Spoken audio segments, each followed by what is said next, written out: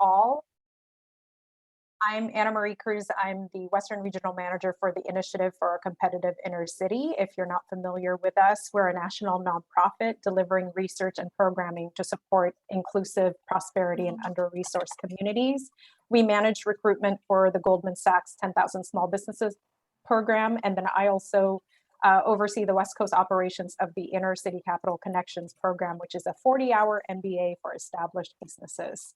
I'm also a founding member of Entrepreneurship Advantage and currently sit on the steering committee. Although you have already noticed, if you've attended our events, that most of the work is operated and led by Cameo, and we're so lucky to have them really spearhead and grow Cameo, or excuse me, Entrepreneurship Advantage to a sustainable level, and to ensure that this work continues in the greater LA region.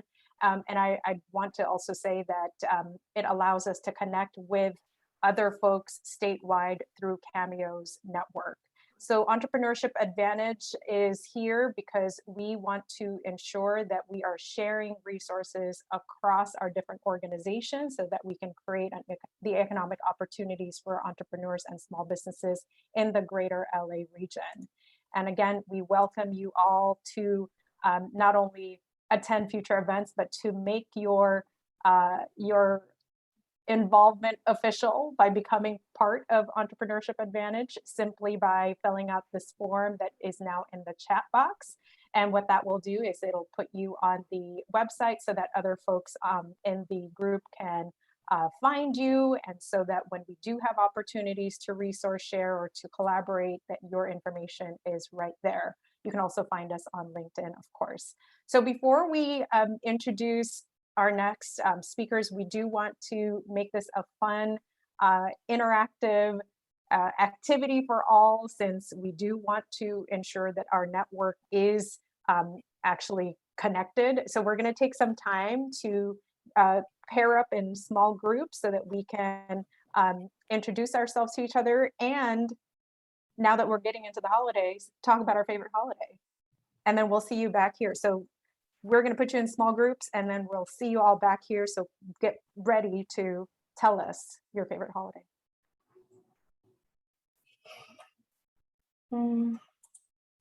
Well, sadly, we sort of ran out of time. I was curious to hear Nadia's favorite part about Christmas, but I think she was going to talk about all the food, because I would agree with that myself. Christmas is also my favorite holiday for that reason.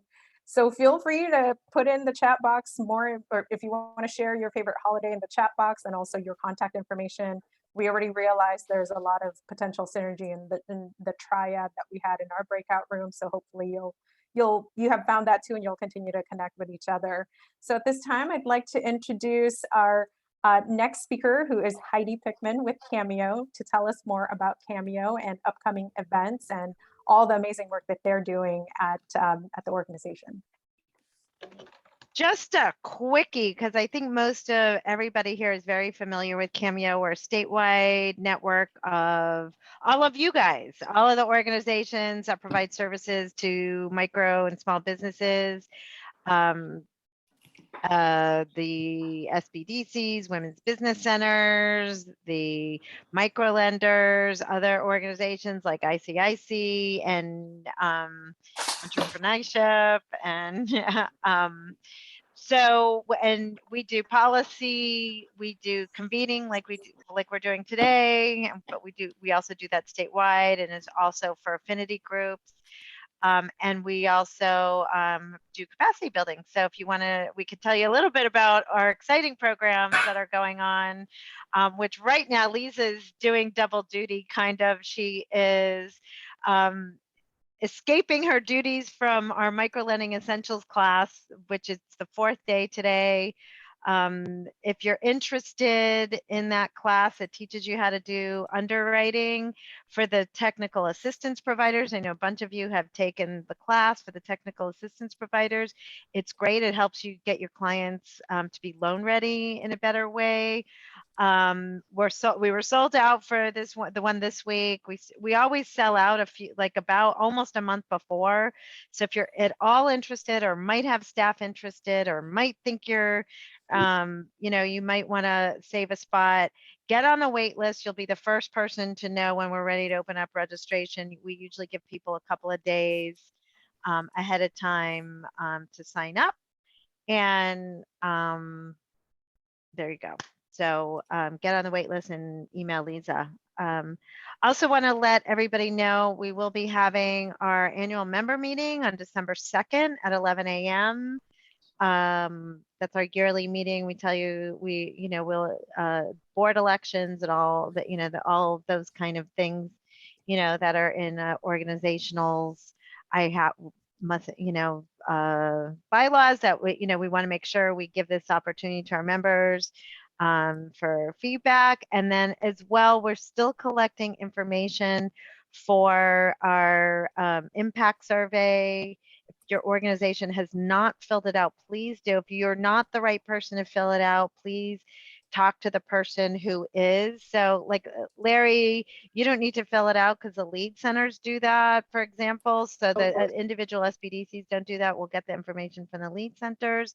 Okay. But if you are, if you could just nudge it for the other people on the call, if you could just nudge your impact person, your data person to say, hey, did you fill out the Cameo survey? We'd be grateful. So with that, I think I turn it over to Lisa to talk about what's going on with EA. Thank you, Heidi. So yes, so the first announcement I have for you is please note that next month will be our last meeting of 2021. I can't believe it that we're already towards the end of the year. So we're combining our November and December meetings next month. Just because all the holidays are coming up, people are, taking time off, and we want to honor that. So our next meeting will be on November 16th, which is a Tuesday. So make sure to note that at our same time, 11 o'clock, there's a link to register. We're going to have Madison come, and she'll be talking about the South LA Consortium, along with some other fun things, of course, and since our last meeting of the year. Also, I just want to give you all a heads up. If you have any shopping guides for the holidays, please email them to me so that I could send them out to our network. We want to make sure that if you are shopping this holiday season, you're shopping with small businesses, so make sure to send me those shopping guides. Also, our plans for January, our first meeting of the year for 2022, is to start off with a small business panel, which that will be really exciting to kickstart our year. So if you have any small businesses in mind that you think would be great panelists, please introduce them to me, and I would love to get to know them. We would, of course, prep them, get them ready with questions and all of that good stuff so that they don't feel too nervous, because I know that many times people are discouraged for that reason. So if you do have anybody in mind, please email them over to me. And that completes our EA updates. So now I'm going to toss it back over to Anna Marie to introduce our speakers for today. Thank you so much. It's like a game of hot potato. Well, I do want to reiterate how great that Miles training is. And I don't know if it's still the same format, but back in the day when I was at CDC, I had a chance to participate as one of the speakers talking about SBA microloans.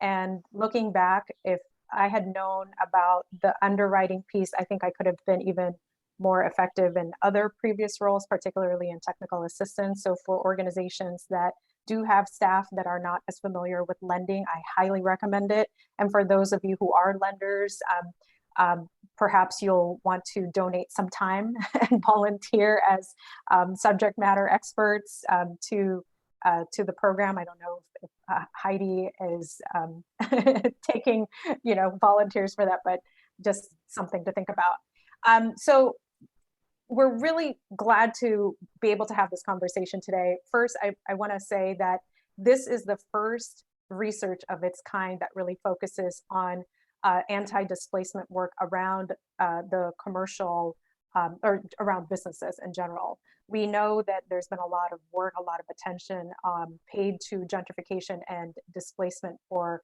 housing or for residences. And this is the first type of research of its kind. And I just want to say that this work is national. So the point of the conversation today is for us to share about what we're doing here, and then also I think to connect with the network and also learn from each other at a national level. And then I also want to mention the work that we did with API SBP. I think it's still ongoing with the Business Interruption Fund, for example. That's one practice that I know Ron can also talk about, but that kind of work is just, you know, so important in retaining or keeping or preserving our communities and making sure that the small businesses that are impacted by economic shifts, that, you know, that they continue to stay in those communities, especially those legacy businesses. So anyway, I'm not going to ramble on anymore. I just think this work is so important. So glad that we're having this conversation. I'm going to turn it over to our two speakers, Bianca and Kara, who will tell us more and facilitate a conversation. Take it away. All right. Thank you, everyone, for bringing. Thank you, Anna Marie, for the introduction. You stole mine. That's exactly what I was going to start with showing that there's a gap. So you lifted that up already. I'm Kiera Garland, the project manager here at the Small Business Anti-Displacement Network. We are a newly launched project that launched in April of this year, housed at the University of Maryland in the National Center of Smart Growth. We are a JP Morgan and Chase funded project. I just wanted to tell you guys a little bit about us, but I'm going to bring in my colleague, Bianca, who is a PhD candidate, but also a lead researcher on this project. Bianca, do you want to tell them a little bit about us? Yes, thank you, Kiara. So essentially, we were formed because we know that there is a restored interest in the Back to the City movement and the return of suburban middle class and often white, but not explicitly, residents into this urban city, central city, right? And so historically, these locations that they are relocating to have been largely populated by low-income, minority, immigrant, BIPOC populations who have spent so much time building their own infrastructures in order to keep their communities afloat. However, with this renewed interest also comes renewed public and private investments that often prioritizes the tastes and desires of affluent income and residents and businesses over the preferences and protections of existing longtime residents and businesses. So this in turn often leads to the displacement of those businesses as they become priced out and or forced out by landlords and private developers.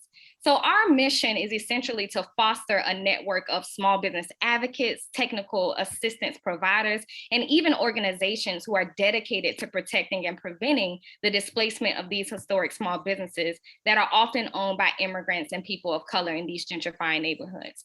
So that is a bit of who we are, you know, and what we're trying to do and why we're here today. So as a part of the goals of the network, Anna Marie started off by saying this is the first of its kind research. We understand that this oftentimes, each of the organizations that are represented here, most of the work is done in what? Silos, correct? And it's not often that we're sharing all of the shared lessons. So maybe the CDFIs operate within themselves, the policymakers operate within themselves, but we see this as an opportunity to bring together a collective that is both collaborative and comprehensive because we have diverse representation as a part of the stakeholders. And that doesn't start within the network, but it starts at leadership. So Anna Marie is one of our advisory board members, but we also have academics that are part of it, but then small business practitioners. So we see the value in first and foremost, developing this network and creating a space where everyone can come together. And then we understand that we are not the experts, right? So we're building on what is already known. Bianca has led our research, her along with another candidate named Noelle. So they've been looking into the research to see what is there that exists about the conversation of commercial displacement and commercial gentrification. However, you all are on the ground doing the work, working with these organizations that currently reside in these type of communities that we're targeting. So there are things that are happening that may not be shared, but we see the value in being able, because we are a national organization and the scope is national, and sharing what's happening with not only in different cities, but amongst the different stakeholders. So another goal is to be able to build on the capacity of networks, of the network members, but then also identifying, assessing, and disseminating information. So we want to share the information of what we're finding, like what are the findings and what's happening, but then we also want to be able to put metrics to it so that we can deploy this at a national scale so that it's if we were looking at different caucuses that exist, whether it's the Congressional Black Caucus, whether it's a business alliance for the Puerto Rican business of chambers, to be able to share, these are what we found are the findings of the things that help to preserve businesses in these changing metropolitan areas that are dealing with the issue of commercial displacement as a byproduct of what we're calling gentrification. So those are some of the goals that we have here with the network.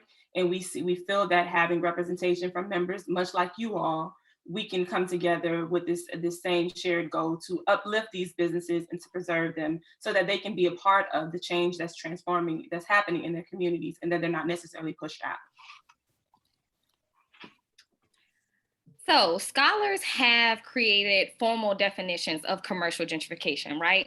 But I believe that we are able to really understand what this process is when we make it a little more personal.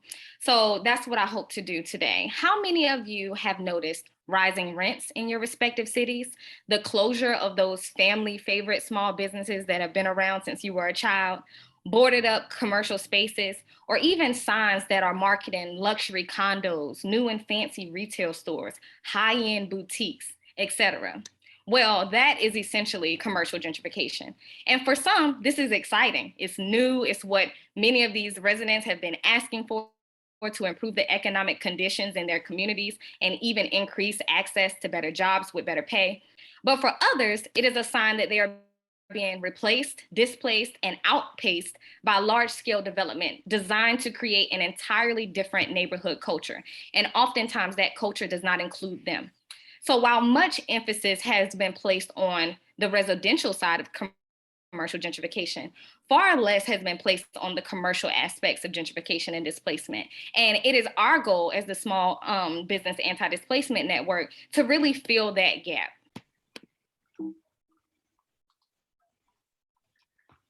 So we put together, we're targeting because we are a grant funded project, we know that we can't have everyone to take part in this project. And we know that there's so many groups that are doing the work.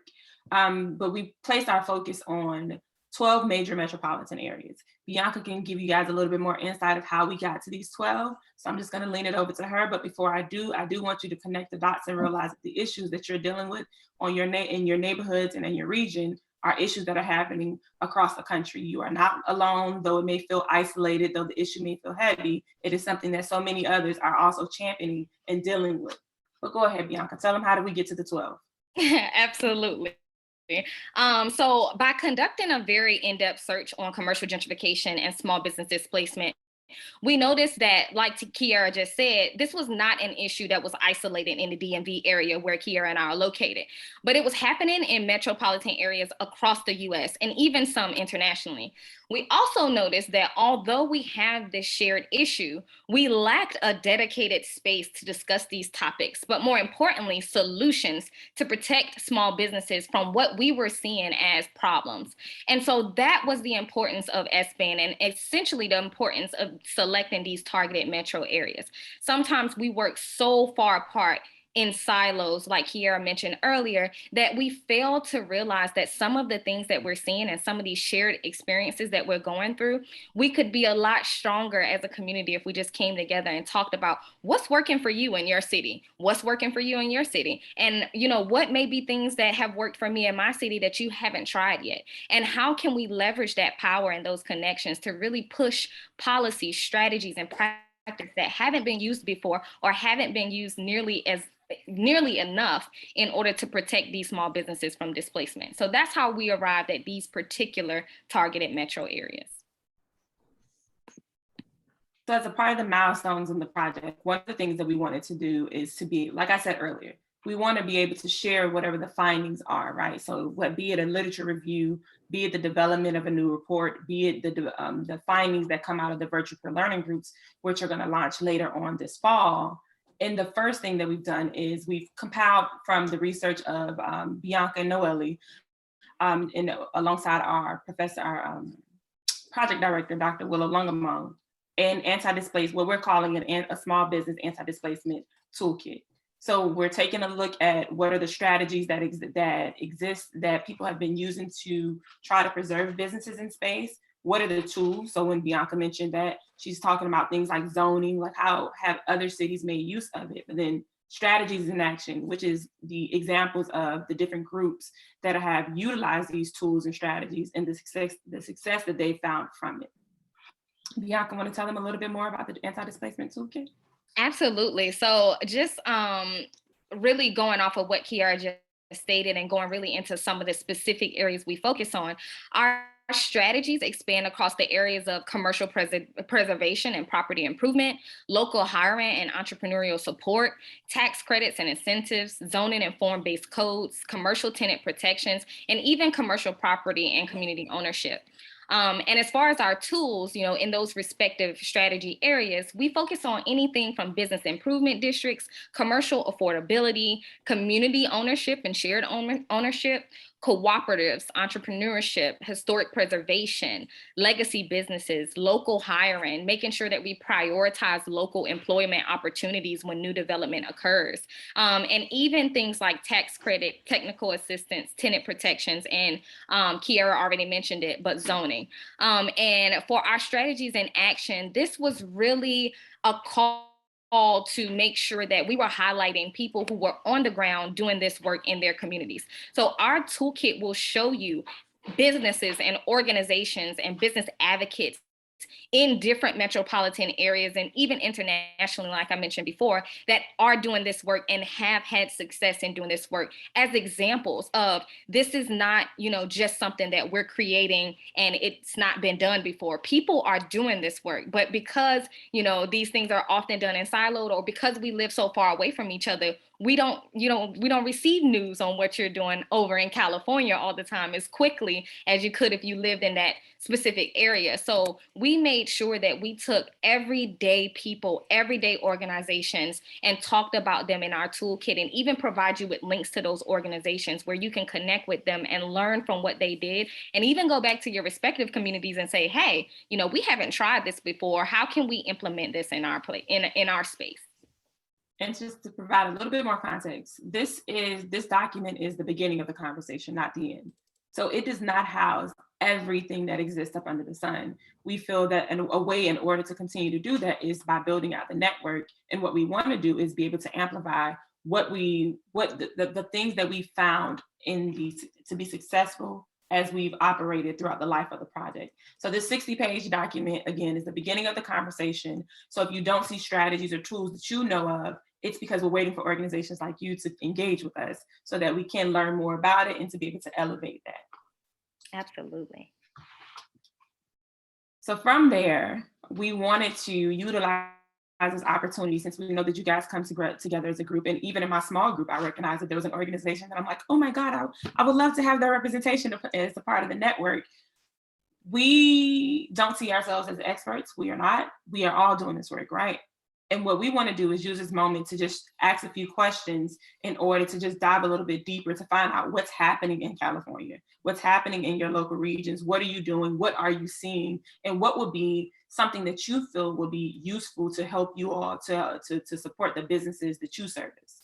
So in it, there's 3 questions. I'm not going to go in them because I believe I'm over my time. I am going to take the hot potato and pass it back over to Lisa. And she's going to introduce us into our small breakout groups. Thank you, Kiara and Bianca. Great presentation so far. So as I mentioned, we are going to get into small groups. We have a group lead for each group. Group 1 will be with Bianca and Kiara. Room 2 will be with Anna Marie, and group 3 will be with Heidi. So I'm going to open up the rooms now. Just go ahead and join, and they'll go over the questions with you. I thought for my team, it was just an interesting thing that I had never thought about. So I just thought I'd brought that up. And anyway. Thank you. Super helpful. Welcome back, everyone. I hope you had a great conversation. I think everybody is back. We do have a little bit of time left. So does anybody want to share, give a couple thoughts about what you discussed in your small groups? You could just unmute yourself and share with the group.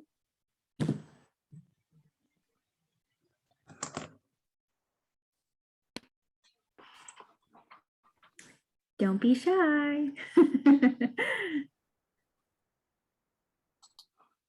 Well, I'll chime in. I think it was we brought up kind of two programs, and it emphasized the life cycle of businesses and life cycle of neighborhoods and needing different resources depending on where you are. So there's like the one side of the program is the gentrification, where you have new investment coming in a desirable area and trying to keep those areas affordable for the small businesses. In LA specifically, we were thinking about like Little Tokyo, whereas if you just juxtapose that against a community like Lakeview Terrace out in the valley, where you have they're looking at how do we revitalize our and attract businesses into an area. There's some gentrification going on in the residential areas, but not necessarily in the commercial areas. And how do you create and generate that excitement in a local in a local area that doesn't have a lot of excitement on the business front at the moment. And I mean, there's a lot of other fun notes in our thing. That was a cool takeaway that I kind of heard. Thanks, Heidi. There's some cool projects. I got to say, there's some cool projects going on too, but we obviously don't have time to talk about it. Yeah, we have time maybe for one more comment. Does somebody else want to say something before we wrap up our conversation? No? I'd like to volunteer my group because there were some really good points there, but Frank, I'm going to call on you. Okay. We did have a discussion about some of the issues that the gentrification has created. And the main point seems to be that they're being priced out. The small business owners, the micro enterprises being priced out and not knowing where to go next or how to sustain. And so we tried to look at some solutions and strategies that, looking into the future, it might be some good ways to mitigate some of those things. But thanks, Frank. Yeah, so I'm gonna take a look at the notes and I'll make sure to compile all of the answers and send them out to you all.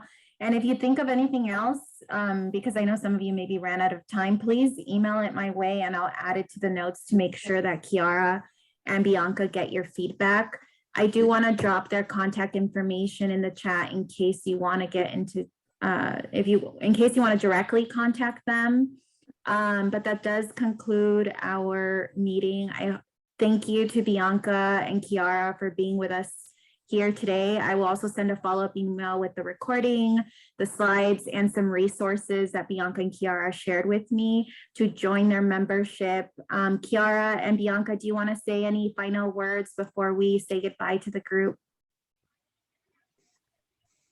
Thank you guys for having us, and thank you for the feedback, especially in our group. I do appreciate it. I hope that I represented the things that you guys said accurately. I look forward to seeing what's been said in the other groups and utilizing those things to help us as we continue to plan our milestones for the project. Absolutely. And I said it in the chat too. Thank you all for having us. It's been a very lively discussion. And I'm excited to see that there are a lot of warriors in this room that care about this topic just as much as we do and are not going to stand for anything less than doing something about it. So thank you to each and every one of you. And thank you for having us too. Awesome. Thank you so much. And I dropped the link as well to our next and final meeting of 2021. So make sure to join us on Tuesday, November 16th. The registration link is there. And I hope you all have a good day and a safe weekend. Happy Halloween for those that celebrate. Have a good day. Thank you so much. Bye, everyone. Bye.